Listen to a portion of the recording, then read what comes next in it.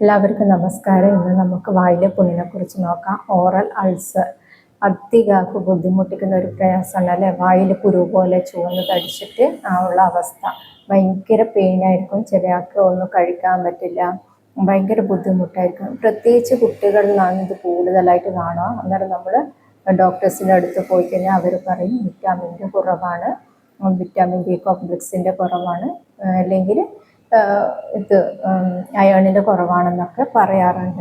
പണ്ട് കാലത്ത് പറയാറുണ്ട് വയറ്റിൽ നിന്നുള്ള പുണ്ണ് ആമാശയത്തിലെ പുണ്ണ് കയറി വായുവോളം എത്തിയോണ്ടാണ് ആ പുണ്ണ് കാണുന്നതെന്ന് പറയാറുണ്ട്. പക്ഷെ വായ്പുണ്ണ് എന്ന് പറയുന്നത് നമുക്ക് ചിലപ്പം അമിതമായ ചൂടുള്ളവ കഴിച്ചുകൊണ്ടോ അല്ലെങ്കിൽ അമിതമായിട്ടുള്ള എരിവുള്ളത് കഴിച്ചത് കൊണ്ടോ വായിലെ ടെക്സ്ചർ മാറുന്നതുകൊണ്ടാണ് അങ്ങനെ ഒരു അവസ്ഥയിലേക്ക് വരുന്നത്. ഉമിനീർ ഒരു ഗ്രന്ഥിയാണെന്നറിയാലോ. അതിന് ആസിഡിക് ആകുമ്പോഴേക്ക് ആ ചൂട് പുറത്തേക്ക് പോകാനാണ് വായിലിട്ട് പുണ്ണ് വരുന്നത്. പക്ഷേ ഈ വായ്പുണ്ണ് എന്ന് പറയുമ്പം എല്ലാവർക്കും ഭയമാണ്.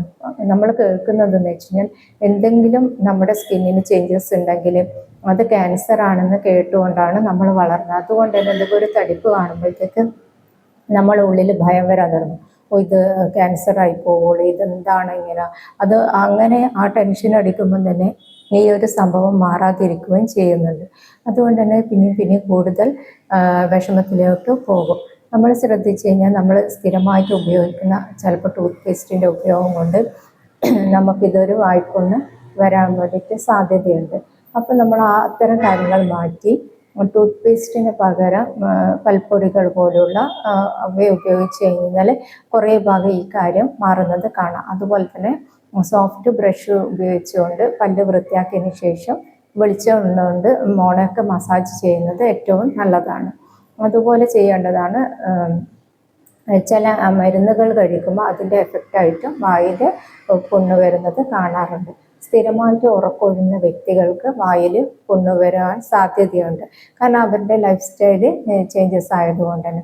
അതുപോലെ തന്നെ ആങ്സൈറ്റി കൂടുതൽ, ഭയങ്കരമായിട്ട് ആങ്സൈറ്റി, നാളെ എന്താവുന്നുള്ളൊരു ചിന്ത, ഉത്കണ്ഠയുള്ളവർക്ക് ഈ ഒരു പ്രശ്നം കൂടുതലാവുക. ഇതൊക്കെ നിങ്ങൾക്ക് കുറച്ച് കൊണ്ടുവന്നു കഴിഞ്ഞാൽ അക്യുപഞ്ചർ ട്രീറ്റ്മെൻറ്റ് എടുത്താൽ എന്ത് ചെയ്യും, ഇത് 3 ദിവസം കൊണ്ടോ അല്ലെങ്കിൽ 5 ദിവസം കൊണ്ട് ഈ ഒരു പ്രയാസം മാറുന്നത് കാണാം. ഇങ്ങനെ വായ്പുണ്ണുള്ളവർ ഇടയ്ക്ക് പച്ചവെള്ളം കോളി തുപ്പുന്നത് ഏറ്റവും നല്ലതാണ്. ആ വായിലുണ്ടാകുന്ന ഉമിനീരിൻ്റെ ആസിഡിറ്റി കൂടുതലുണ്ടെങ്കിൽ അത് പുറത്തേക്ക് പോകും. ചിലപ്പോൾ ആമാശയത്തിൽ ആസിഡ് ഉൽപ്പാദിപ്പിക്കുന്നത് കൂടുതലാണെങ്കിൽ ഇത് വായിലേക്ക് വന്ന് പുറത്തേക്ക് പോകും. അപ്പം വായിൽ ചൂട് കൂടിയൊരവസ്ഥയുണ്ടാകും. ആ ടൈമിൽ ഇത്തരം കാര്യങ്ങൾ ഉണ്ടാകാൻ വേണ്ടി സാധ്യതയുണ്ട്. നിങ്ങൾ അക്യുപഞ്ചർ ട്രീറ്റ്മെൻറ്റ് എടുത്ത് പോവുകയാണെങ്കിൽ ഇത് പെട്ടെന്ന് ഹീലായി പോകുന്നത് കാണാം. പിന്നെ ഇത്തരം പ്രയാസങ്ങൾ വരുമ്പോൾ നമുക്ക് വിശപ്പ് വളരെ കുറവായിരിക്കും.